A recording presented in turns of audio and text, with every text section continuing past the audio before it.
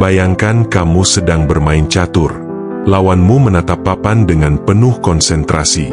Tapi kamu, dengan polosnya, mengatakan, "Aku mau gerakan bentengku ke kanan," lalu skakmat dalam 2 langkah. Apa yang terjadi? Lawanmu langsung mengatur ulang strateginya dan membatalkan rencanamu. Kamu kalah sebelum sempat bergerak. Begitu juga dalam hidup. Banyak dari kita terlalu cepat membuka kartu, terlalu mudah memperlihatkan isi hati, niat, dan rencana kita kepada dunia. Padahal, dunia tidak selalu bersahabat.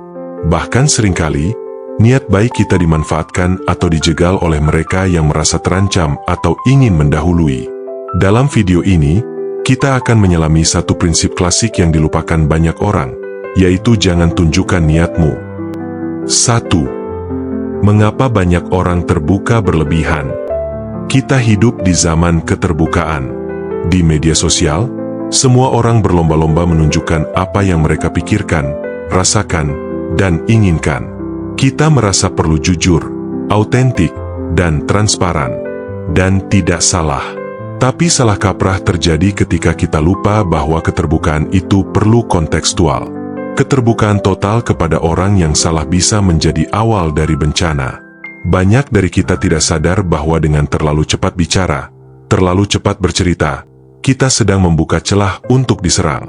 Seringkali, bukan karena niat buruk, tapi karena ingin dianggap dekat, ingin merasa diterima, atau sekadar butuh pengakuan. Namun, dunia ini tak hanya dipenuhi oleh teman.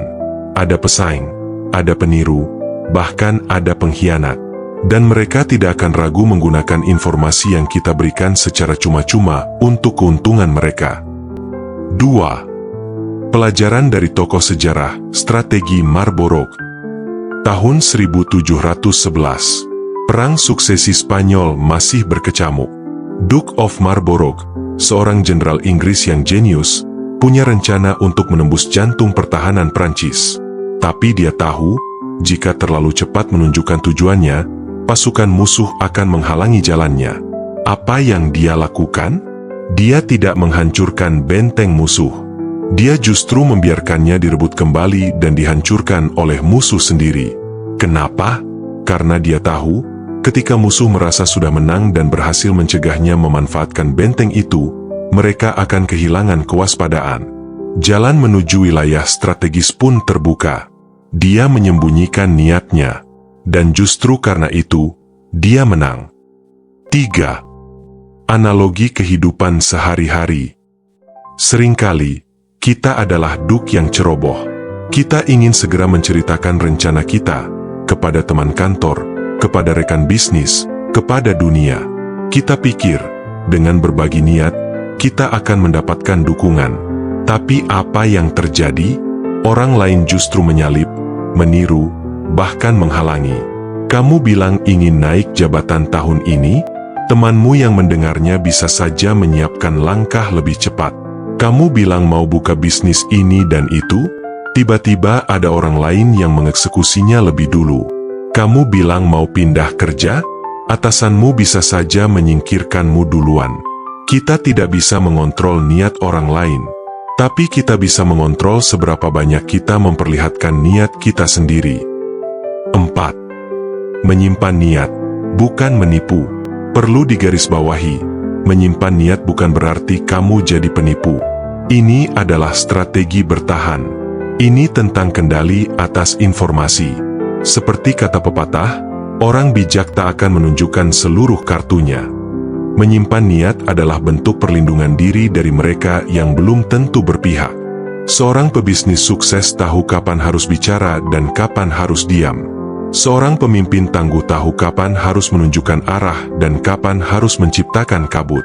Seorang individu cerdas tahu siapa yang bisa dipercaya dan siapa yang hanya ingin tahu.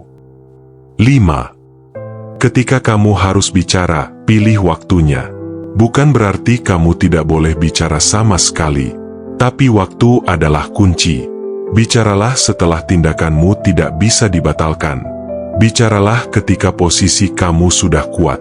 Bicaralah ketika informasi itu tidak lagi bisa dijadikan senjata melawanmu.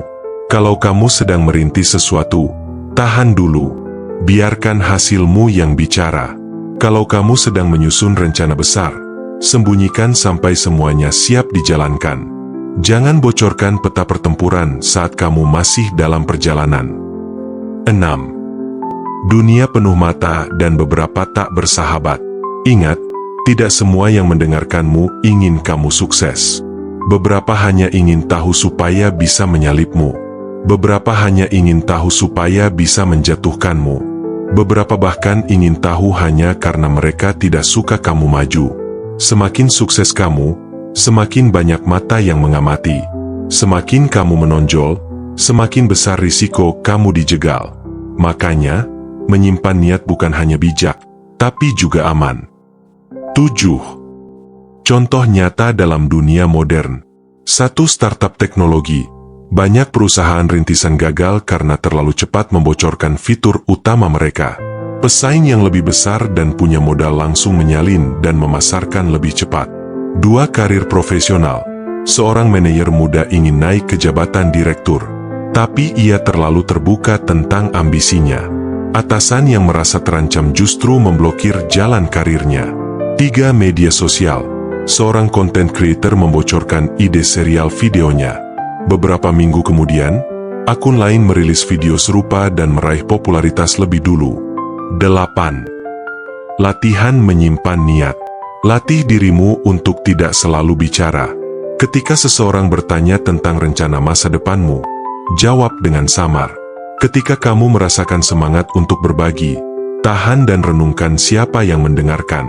Ketika kamu ingin validasi, ingat bahwa pujian sesaat tak sebanding dengan keberhasilan nyata. 9. Simpan energi untuk eksekusi, bukan eksposisi. Orang-orang sukses tidak sibuk menjelaskan. Mereka sibuk mengeksekusi. Mereka tidak menghabiskan energi untuk pengakuan. Mereka fokus pada pencapaian. Mereka tahu, suara langkah lebih keras daripada teriakan niat. Dan yang terakhir. Jadi, setelah semua pembahasan ini, mari kita ingat satu prinsip penting. Jangan tunjukkan niatmu terlalu cepat. Tahan dirimu. Lindungi mimpimu. Kendalikan informasimu. Biar waktu dan hasil yang bicara, bukan kata-kata yang mendahului tindakan. Jika kamu merasa narasi ini membuka wawasanmu, bantu channel The Heart and Mind untuk terus berkembang dengan cara like video ini, subscribe, dan nyalakan lonceng notifikasi agar kamu tidak ketinggalan narasi-narasi mendalam lainnya. Karena di dunia yang penuh kegaduhan, diam yang terencana bisa jadi suara paling lantang. Terima kasih telah menonton. Sampai jumpa di video berikutnya. Tetap cerdas, tetap tenang, tetap terkendali. The Heart and Mind.